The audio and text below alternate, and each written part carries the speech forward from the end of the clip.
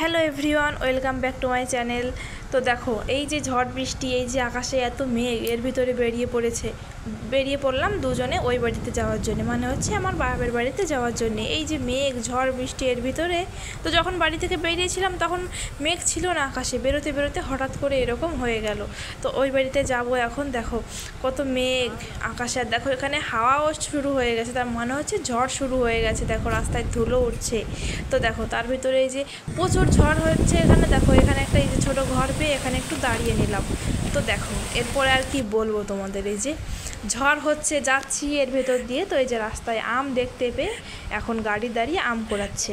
তো চলো দেখো আম কুড়িয়ে নিয়ে কী করে সেটাই দেখাই।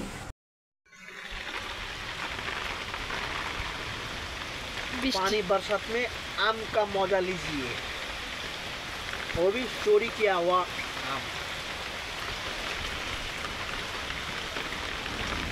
बारिश में चोरी वाला आम खाने में राम्रो लाग्छ।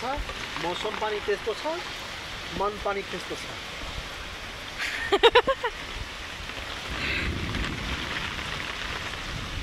একা একাই খাবা? হেভি কাঁচা মিডিয়া হেভি লাগে। 5 বছর টাইম পর এখন এই যে বৃষ্টির ভেতরে সেই পোস্টটা আবার একটু দিলাম। তো দেখো এর ভেতরে এই যে আম খেয়ে যে কথাটা বললো না, ও এটা হচ্ছে প্রথমত ভোজপুরিতে বললো, তারপর হচ্ছে নেপালিতে বললো।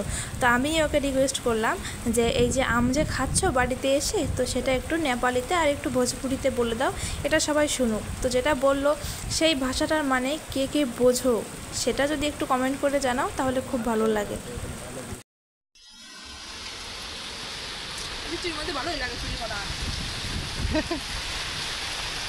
কিছু তো করতে হবে, টাইম পাস হচ্ছে। আর এদিকে কাঁচা মিঠে আম তো খুব ভালো লাগছে, ঠান্ডা লাগছে না? তো দেখো বন্ধুরা, আমের মজা নিচ্ছে, চুরি চুরি করে এনে নিচ্ছি, সেই আম খাচ্ছে বসে বসে অন্য লোকের কাছে। দেখো বৃষ্টি হচ্ছে কিরকম।